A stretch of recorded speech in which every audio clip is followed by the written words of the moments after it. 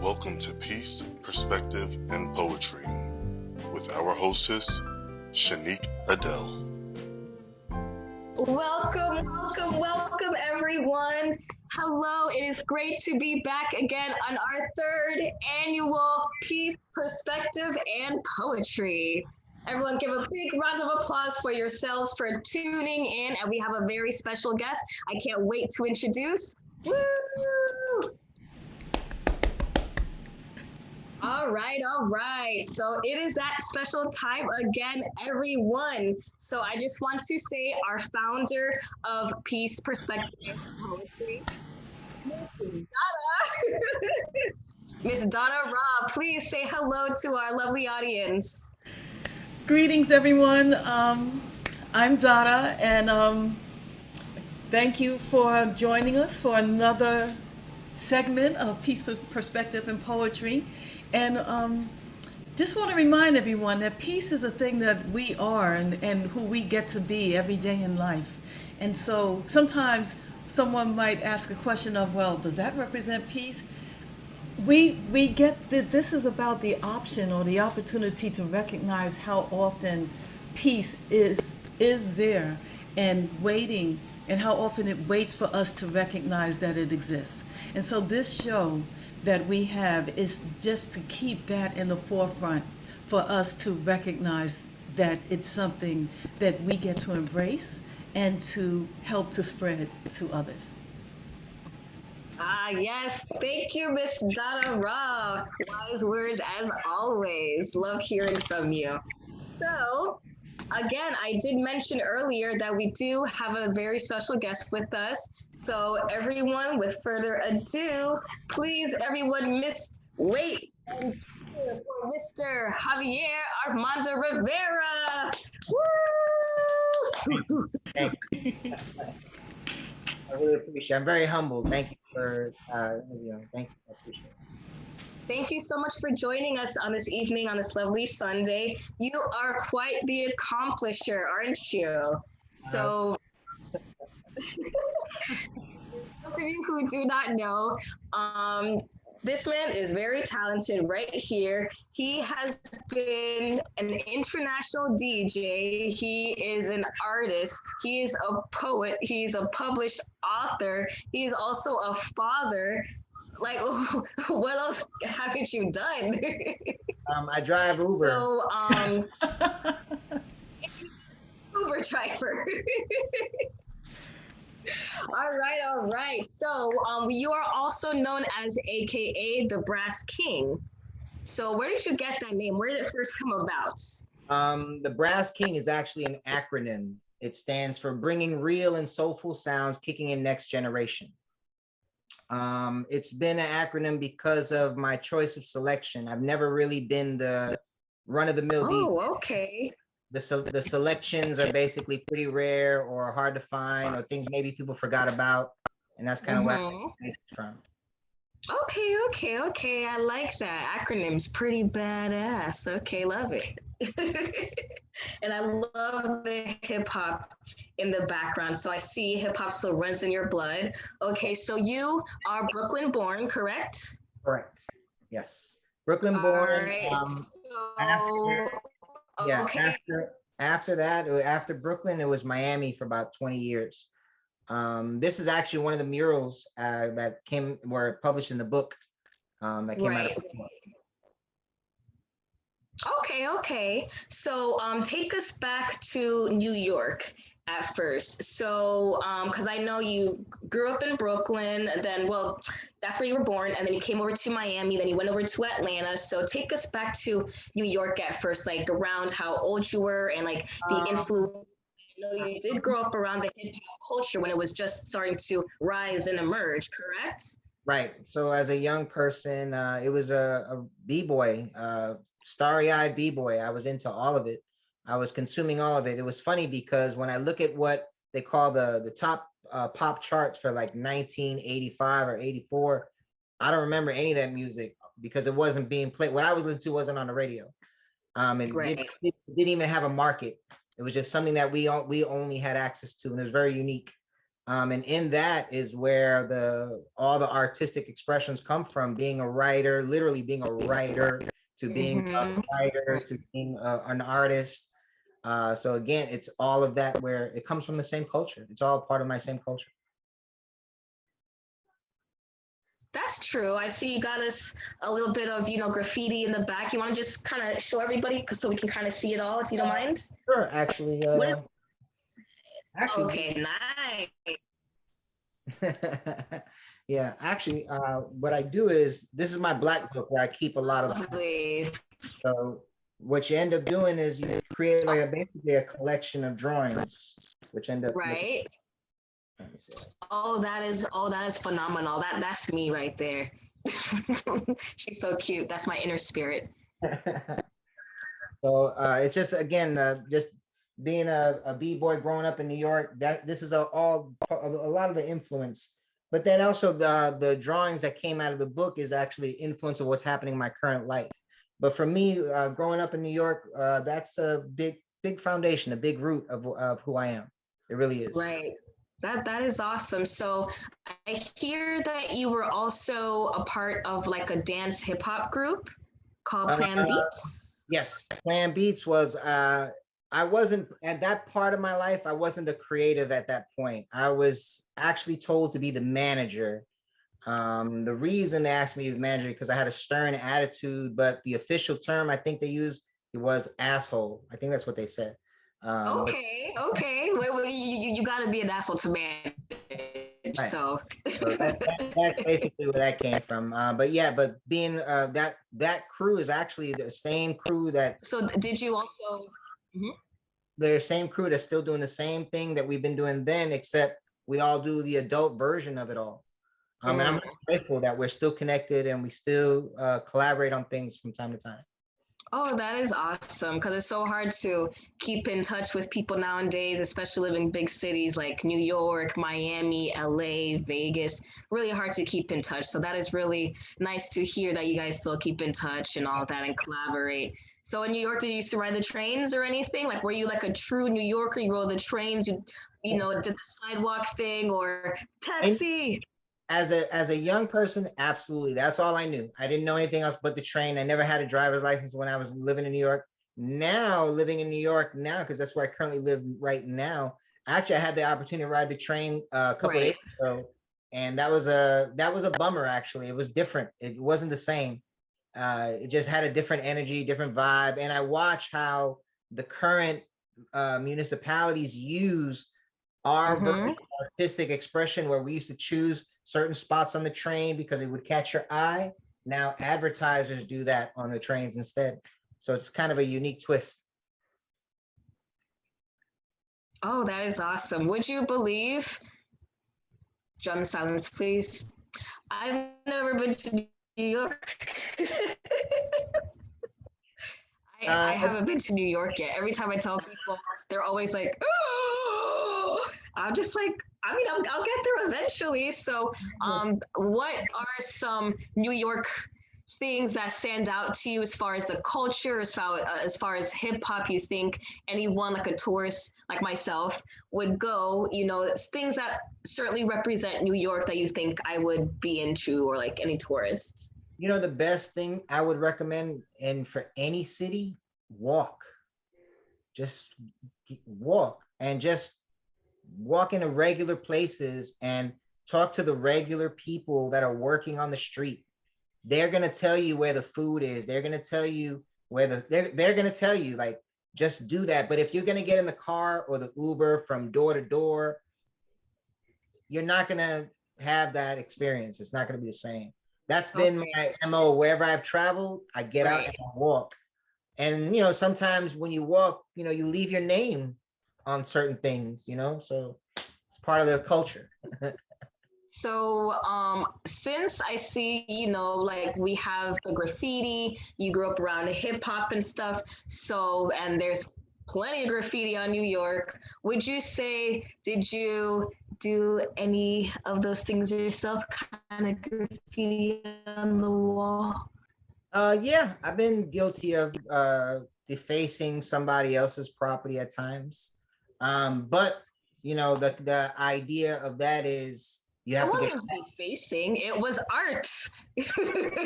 Oh, they always say that's subjective. Again, some now New York City is covered with a different version of graffiti that I don't recognize, that doesn't have the same foundation and it doesn't look the same. So you have to go to certain parts or certain areas to actually get a good glimpse of what I'm referring to. But for the Right. most part, being here, you run the city, and I'm not really impressed with a lot of the current day writers with what they're doing, with the spots that they're catching. I think they could do a lot better. Right, right. Oh, that is so, kind of sad to hear because, like me or other tourists, when we go to New York, I personally want to feel that, 80s, 90s, I know we're not in that time anymore, but that authentic New York culture. Nah, it's not there. It's a Panera Bread and a Starbucks. Sorry. Yeah, they kill that vibe. If they really Oh, no. yeah. Okay, so you said earlier you being, the manager for, the street dancing, your hip hop group and everything. And they mentioned you as being like an asshole. So do you think you living in New York, did that help bring that out of you, or you think that's a natural part, or? No, most definitely, absolutely. That was a root. That was a hardcore foundation. Again, because it's the idea of being able to see game from far away. It's the idea of being able to listen to people and nah, he's full of shit. And you can kind of pick one right away. And that's being here. People talk really fast, but they do that with a really specific intent. So you just got to be mindful.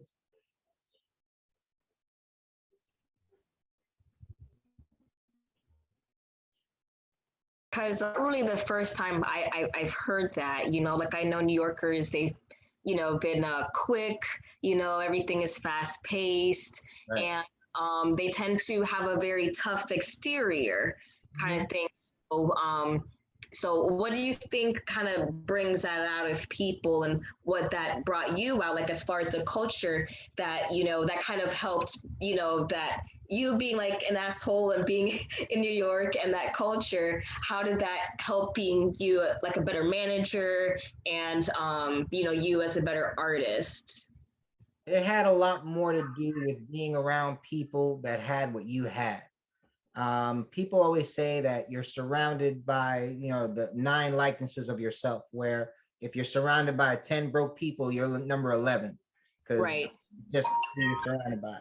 And for me, being raised in that setting, it was a surrounding of different cultures because it was socioeconomic. It wasn't really about your color of your skin. It's what everybody had. We were all broke. So we all lived in the same neighborhood. We all played the same games, went to the same places. But in that, they brought their individual cultures with them. So I got to learn about growing up being Italian. I got to learn about growing up being Jewish, West Indian, Jamaican.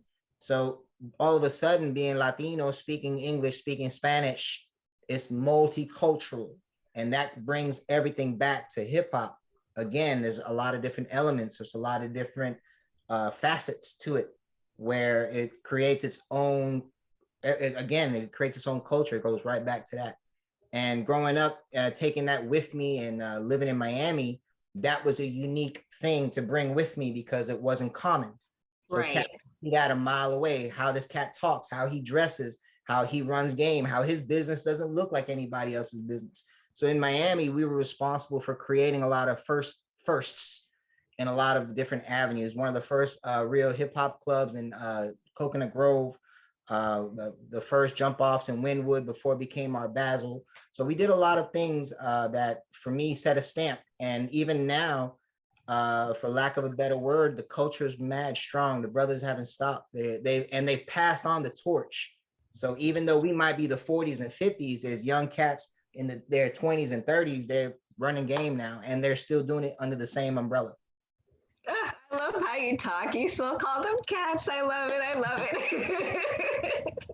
it. Yep. Still New York. I feel you.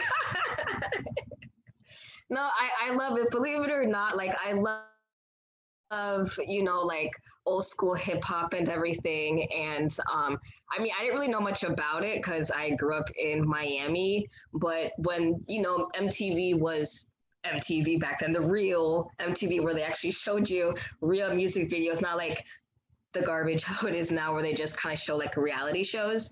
Um, but yeah, like I was just like hypnotized on, you know, the culture from Miami, and like especially a lot of artists that were underground, and certain topics they would, you know, rap about and freestyle about, and they had ciphers, and it always shows like behind the scene videos where just a bunch of unknown rappers, and they'll support each other, and they'll get into a bunch of ciphers, and I just love seeing them compete, and I'll just be like, wow, you know, that's so, it's so raw and authentic. You know, the what you bring up is interesting because in the culture itself, once upon a Mhm. time, in different cities in the country, everybody had a very unique sound, a unique look. Right, A cat from Austin didn't look like a cat from DC, didn't look like a cat from LA. They just everybody had their own thing going on. And even in New York at that time, where you could tell an MC was from Brooklyn, where a DJ was from Queens, you could just tell by how they right. talk, how they talk. So that's what was unique about the culture then. Now my conversation is no matter what part of the country you turn the radio on, it's all the same. Nothing's unique. Yeah. No, So nobody really has their niches of sound or genre anymore. There used to be a lot of different genres. You talk about DC had go go, you know, LA had a lowrider scene like for music, literally specifically. right. And you know, Miami had a bass music scene. Now those things have either been disbanded or I would say not disbanded but absorbed because Mm, now you hear those different sounds come up in different variations in current music. It's funny because now today's music is sampling music that just came out 10 years ago, and I'm still sampling music that came out 50 years ago. So it's that, you know, but we get to choose, you know, we get an option, and it's good to see people pick and choose from stuff that that resonates with us, that we can relate to. So I can appreciate it.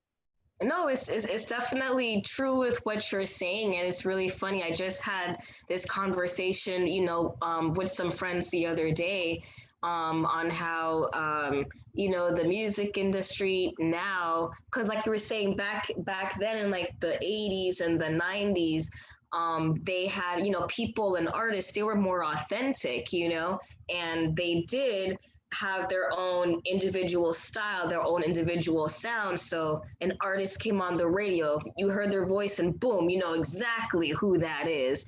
But now everybody sounds the same. Like it's not about authenticity anymore. You know, it's just kind of like what is in.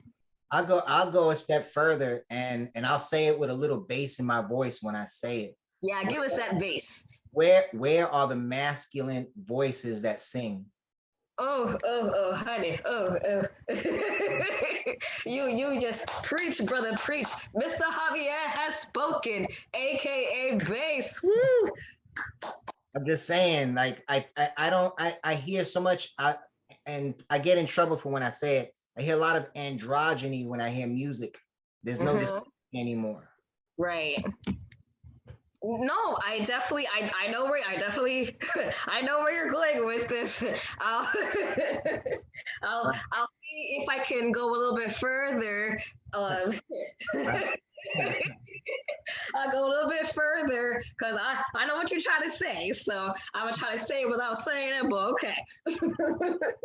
All right, so yeah, this generation, I think pretty much like you said back then, it was okay for men to be men and rap about men and show their masculinity, and it was okay. Now, we live in a generation where people are too sensitive. So if a artist comes out and he's too raw, he's too hard, people will call him abusive, or you know, or they'll kind of want him to water it down and tone it down kind of thing. And there's just because a man is extra masculine does not mean that he's abusive or anything, you know, and sometimes you need that masculinity. That is good. That's what makes him authentic. Now, a lot of, like you said, unfortunately, you turn on the radios and you hear rappers. I can't really tell the difference if it's a female or a male. And that's just the honest truth. I'm listening and I'm just like, okay, this is nice.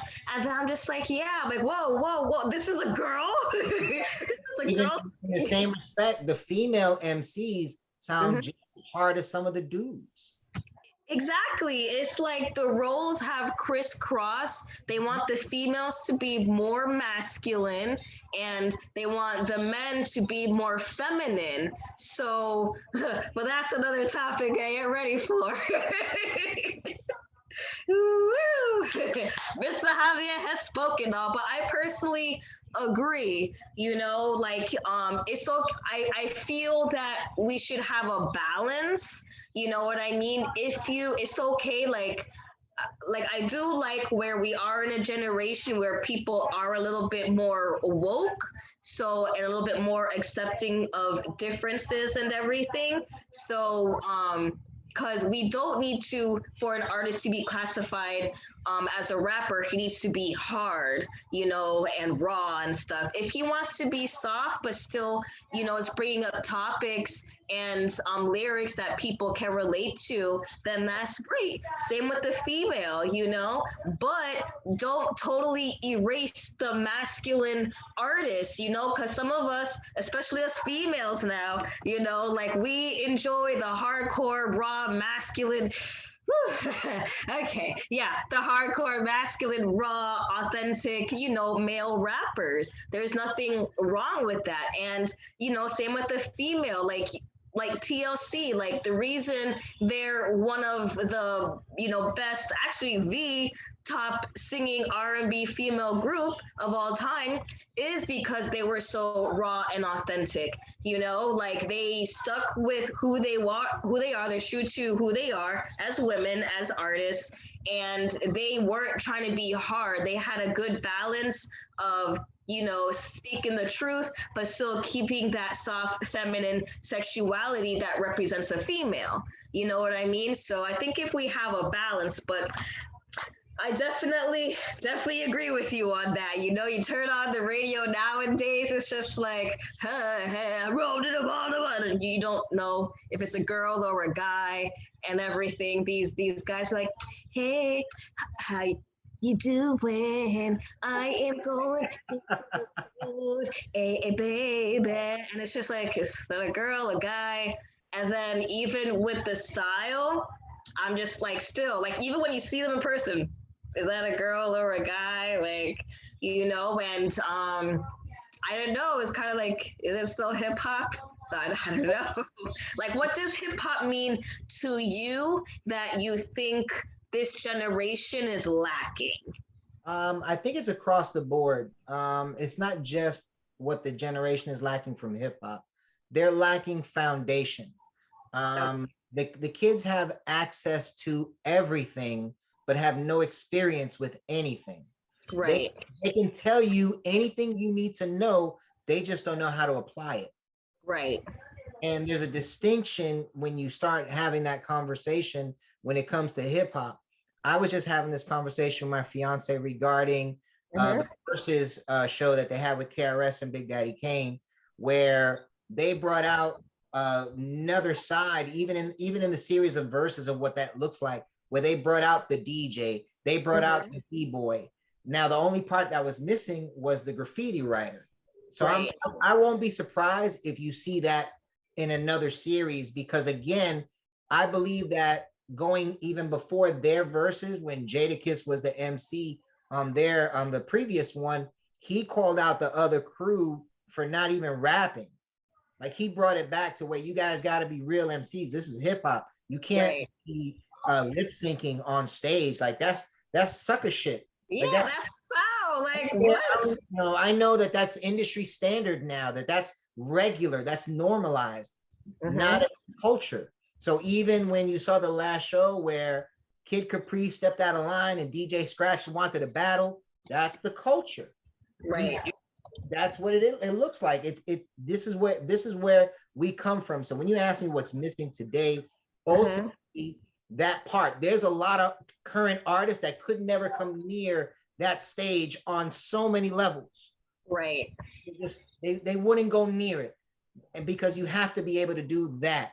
You have to be able to hold the audience with that talent and do it in a way where none of those songs had any of the misogyny or the foul, I'd say like the foul sentiment that a lot of the current music has now. Right. It just didn't. And they were able to maintain the entire show, hold the audience, and entertain and educate at the exact same time. That's missing. That's where you're getting the whole experience. Because again, look at the cats you had on stage and the years of experience among all of them. Right. So for me, when you see that, that's what's missing. When I go to a show now, DJs don't know how to open up sets. They don't know how to, they got great speakers. Them shits is loud. It's only 10 o'clock. Chill. Right. Why are you killing the game at 9:30? Easy. Yeah, we got all night. Bring it up slow. Like there's a process. So when you cats do it, everybody makes beats. Everybody's a producer. Everybody's a rapper because they have access to equipment. But that doesn't create the quality that we're looking for. What we have is an oversaturation of mediocrity. Yeah, it's a lot of it. It's a lot of what I call benign music. It really doesn't affect you. It's cool. It's in the background. It's on my phone. It's my ringtone. But it doesn't really create a classic. Right. You're not going to hear these songs in 30 years and throw a jam off of that song. Right. A lot of that. It's a lot of what I call benign music. It's a lot of it, and it don't really affect anybody. It's just filling space. Yeah, no, it's true. It's just, music for now. And, that's why like there's no actual, authentic artists out there because, I do know some artists, still like slowly try to break into the industry. And I would be like, wow, you have a great, sound, these lyrics are great, but, then all of a sudden, like a few years later, they're like, oh, I'm going to change my sound. Cause I'm like, why? Like these songs, these lyrics, like, I like what you're hearing. Just keep hustling, keep doing you. Someone's going to appreciate it. He's like, and then like, they'll be like, no, I got to change. I got to do more what's now and do more what's, and I'm like, but then you're just going to be another copycat. You're not going to be authentic, Right. So it's unfortunate you have so many of these, because you do have a lot of talented underground, people in the game trying to break in, but they get intimidated because they feel like they have to be like everyone else. Where back then, it was actually a good thing to be different and authentic and raw, So oh, that sucks, this generation. Okay, I know that you're also a poet. Do you have any kind of poems you would like to share with us in the audience? Yes, actually, I was asked by Dada Ra to make sure I had some of my stuff on deck. So what I'm gonna read actually is out of my book. Okay. I'll do the shameless plug now. It's available on my website, thechildsupport.org. Of course. I could drop a link in the chat. But other than that, this is actually The Art of Loving My Children Through Divorce. Nice. This book is a culmination of artwork, poetry, and basically things that occurred to me in the process of trying to be present in the lives of my kids. Because of my version of expression, as opposed to making a hole in a wall or catching a charge, I'd rather do a piece, write something down. And my therapy. So a friend of mine who saw my black book one day, which is my sketchbook where I keep all my drawings, he said, man, what are you going to do with all this stuff? Think about it. He said, you should publish a book. And then things kept happening where I just started creating more and more work. So I decided to put a book out. And this got published last year. That is awesome. Everybody listen in. These are great words. All right, go. Okay, so the piece I'm gonna call, there's actually two pieces I'll read. This first one is kind of, let's say before, and the next one will be after. So this one's called Solitude at a Convention. Feels like I'm sitting in solitude at a crowded convention, surrounded by love and affection, trying to gain ground and lost my direction. People keep reaching out to me, but I'm not paying attention. It's because I'm broke due to bad intentions. But they say they're sorry now and my pain is supposed to be held in retention. Fuck that. I'm allowed to be mad because there were so many attempts at prevention. But did I mention the dissension, the open deceptions, the failed attempts at sabotage due to my interceptions, maintaining the foundation and the structure, but it was all strictly perception. It went from hot to cold like late night sessions to all day aggression, having long verbal extended conversations by myself in the shower due to repression. Living together like strangers for years, forgetting what made the combination, the confection. Even when I put the recipe in your hand, you still claimed misdirection.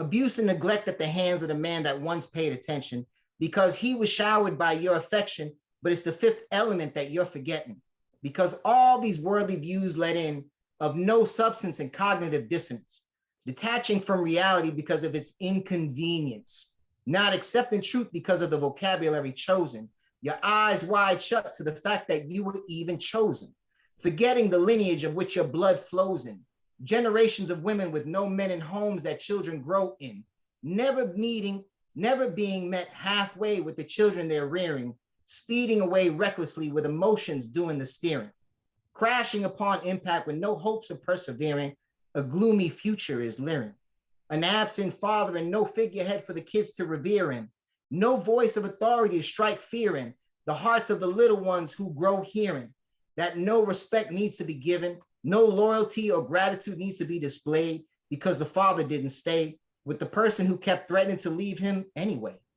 She attacked every facet of his being, from his first passion to the children he's no longer seeing. What was once a daily routine is now a faded memory. Walking kids to school, cooking meals late night, let me stay up for 1 more minute deals, tooth fairy plots, report card rewards, waffle sandwiches and music galore.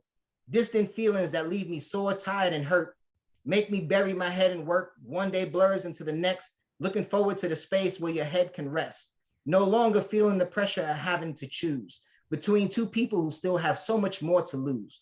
So I will stand strong in my conviction, pursue and follow through with all my original intentions, continue to be an example of a man with no apprehension, avoid the pitfalls of your emotional detention, bombard my children with love as if it was my own invention, shower them with the guidance and wisdom that is beyond comprehension, and make no mistake about it, I'm coming for my kids from every direction.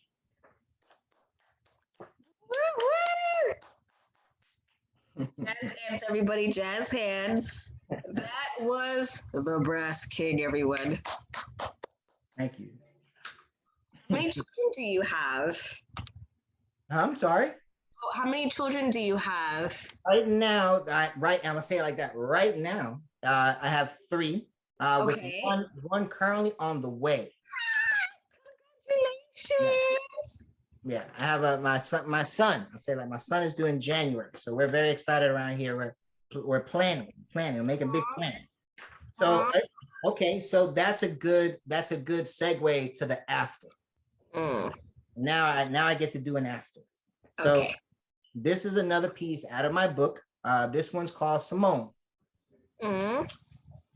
So cellophane wrapped, styrofoam packed, just ordered, just add water, ready made, freshly laid, mentally kept, collector set, 0 miles, different style, just delivered, cooked to order, tailor made, custom fit. This path is what I make of it. High beams shine bright ahead, while the rear view mirror reflects what's dead.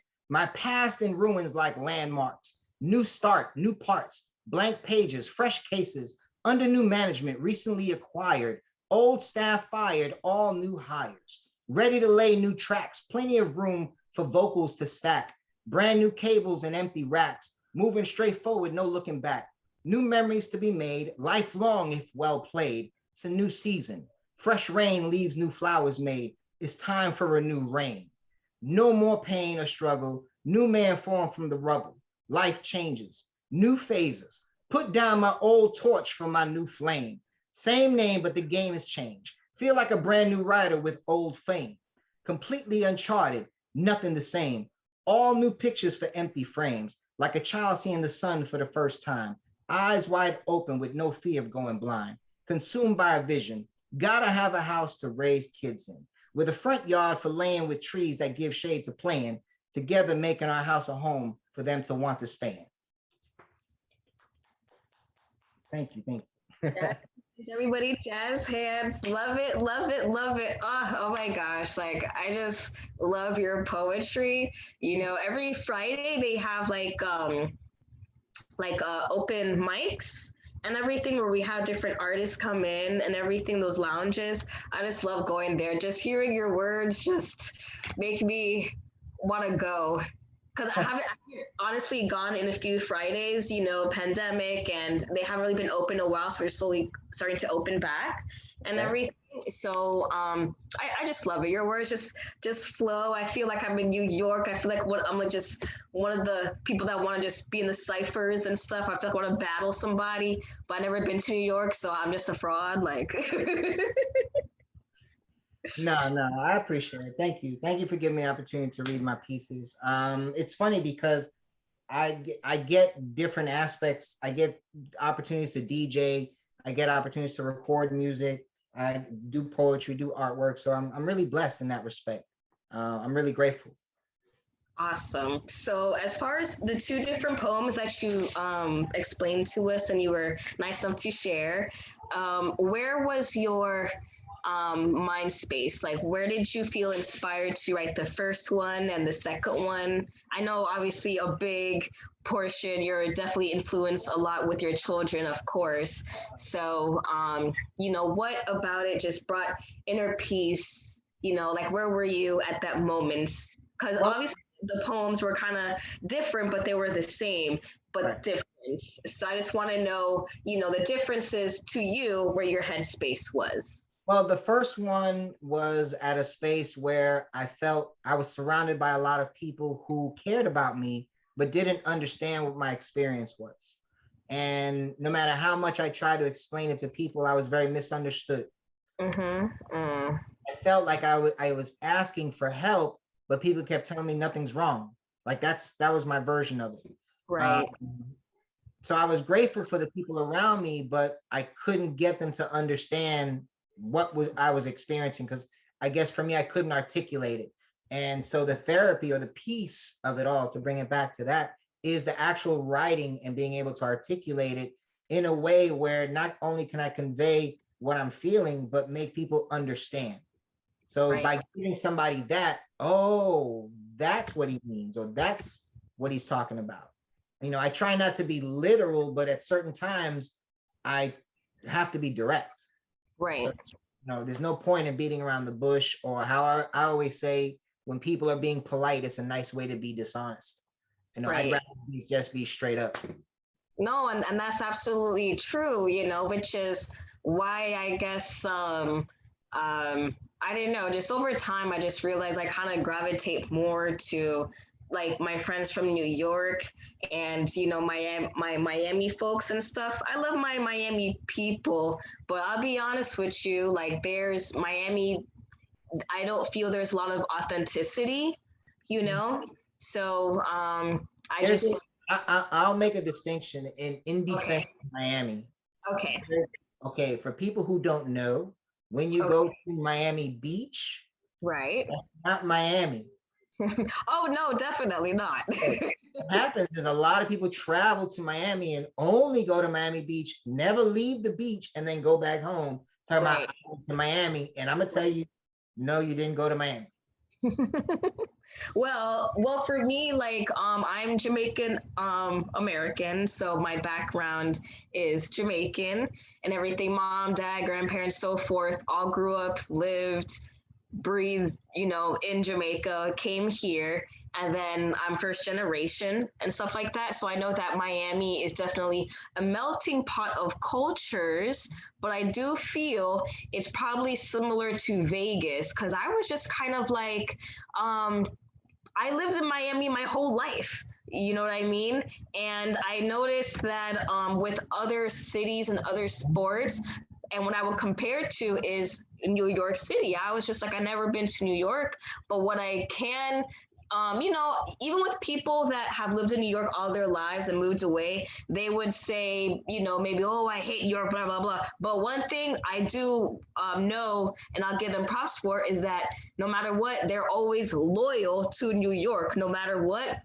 they might hate it, but they're loyal to their city. They're like, only I'm the only ones can talk negative about my city, New York. But at the end of the day, like I love New York, you know, no one can say anything bad about my city. Whereas Miami, being from Miami and stuff, let's say sports, for example, you know, like I noticed when back in the day when the Florida Panthers was winning, all of a sudden, hey, everybody was Florida Panther fans. And I'm like, okay, right. And then after that, Miami Heat, all of a sudden, we're all Miami Heat fans when we had the winning streak. Okay, you know, and as soon as you know one of our teams is doing good, all but you never hear from them. You never hear the winning streak. All of a sudden, a team in Miami is winning. Everybody wants to be a fan. They want to just jump on the bandwagon when everything is going good, you know. And I do realize that with Miami, they have no loyalty. I can say that I'm from Miami, so yeah, Miami people, they got no loyalty. They just jump on the bandwagon when everything is good, so whatever. But other cities, other states and stuff like that, they have loyalty, you know, and I feel because Miami is such a melting pot, but most people don't really either, I guess, grow up. It's kind of similar to Vegas. You have a lot of people that just kind of go to Vegas, you know, live there a few years and then kind of leave. Same as like Miami. You might grow up here, but eventually leave somewhere else, or you're here for a while, then you leave. So like people that live in Miami, there's really not that much loyalty, I feel, as far as like other states and everything.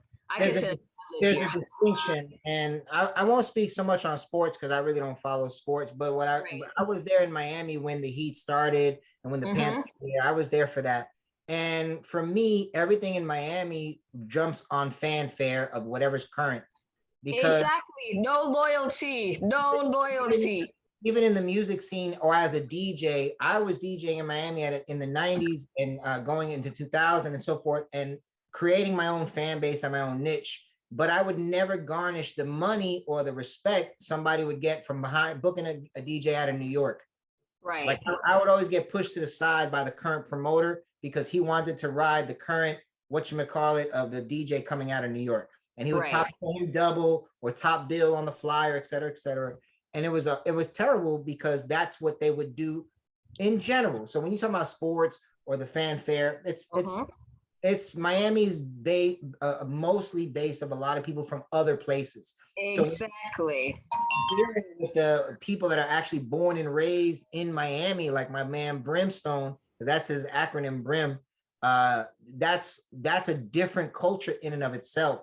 So there's a term that cats from Miami would use, and they would call the fake out of towners, and they would go after them. Like there was an era where out of towners were not. It was that tourist shit.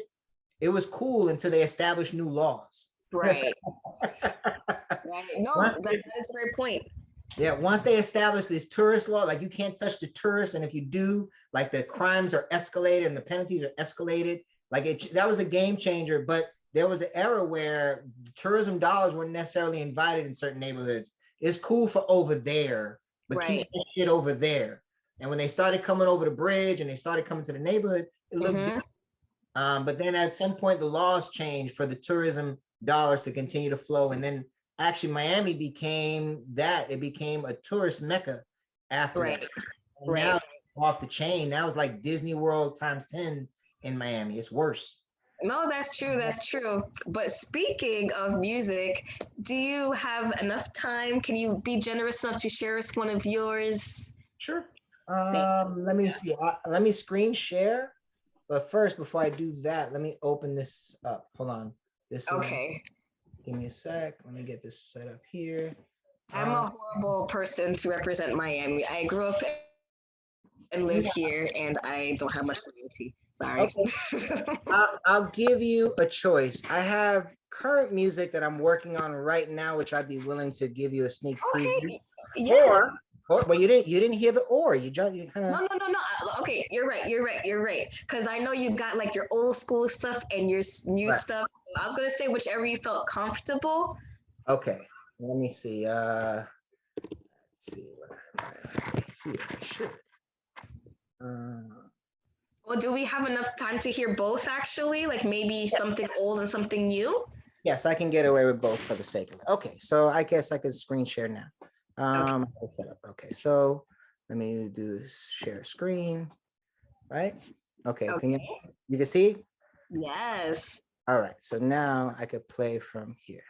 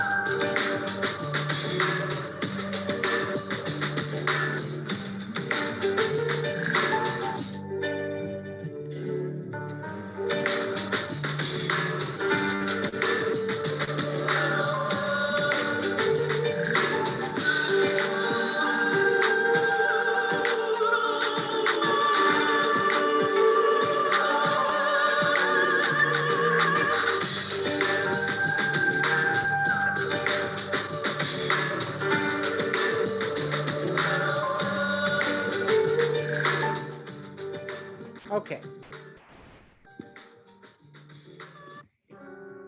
All right. Yes, I love it. I love it. I know you were definitely in a trance when you were making that beat. Like, like all the aliens and, like from outer space, like you weren't even here on this planet right now. I know that something just came and just possessed you. It just made you. I know. I see it. I see it. So, wait, something else is playing. Is that me playing something? I Is think it? I think it is. Hold on. Is that you? Maybe. See?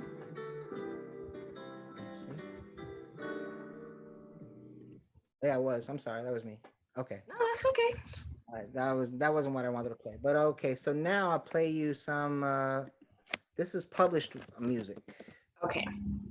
This is off an album that I produced for an artist called The Kinetic Soul. This album is actually available on iTunes. Nice. You can actually get this anywhere. Let me see. I'm trying to find.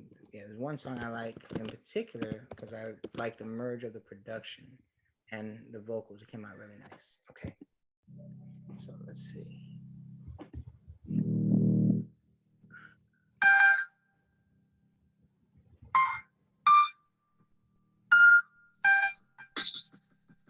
Music is my life. Music rescues me. It opens to you. Ooh.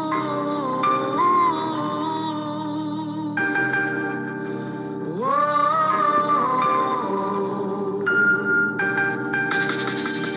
I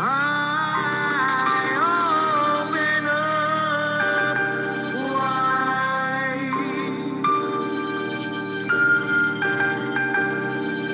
I open wide for you.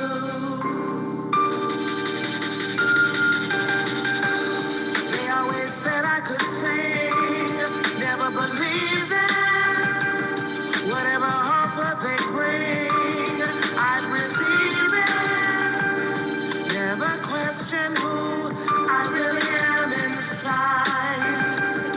Never found my voice till you put me on your mind.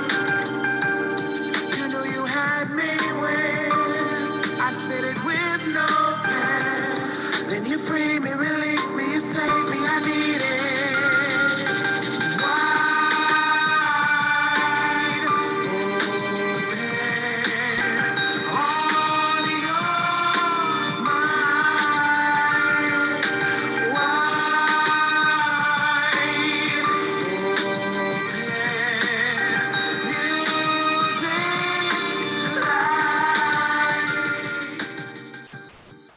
That was from Arctic Kinetic Soul. Thank you. I definitely loved it. Like your music is what I call like everything music because you could do absolutely anything with your music. Oh, music. You know, like it's the type of song you listen to right before to go to work. You're like, oh, I want to go to work right now. You put on that music, makes you feel good, makes you just get into a trance, like your day is good. You know, like it's a type of music you're going on a road trip with your kids. Let me just relax and chill. Your music, you know, if you want to just like you gotta like take a shower and stuff. That's the type of music that you skip the ads on YouTube, you know, because you want to hear that song. You literally get out of the tub and just skip. That's your type of music. It's just great. Like, you're just in that vibe. I love it. You know, puts you in a trance and it brings out all these different emotions, you know, from you and everything. At least with me, that's what I felt, you know. It was almost kind of like a movie. I love songs and stuff like that where I can start seeing and visualizing movie scenes and everything, you know? So I can work a lot with that type of music, you know, and it has a beginning and it has a middle and an end. So your music definitely tells stories. So I will give you another intro, and I'll say an intro, and this is one of the mixes that I released, because I also, as a DJ, I put out a series of mixes. Okay. Oh, don't forget to post your link for the poetry and everything. Oh, I could do that in the chat. Let me do that in the chat now. Yes, do it in the chat. Right. I could do that here and then like this.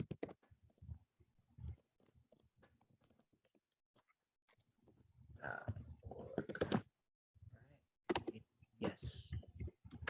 Okay, that should be there. Okay, so let me see.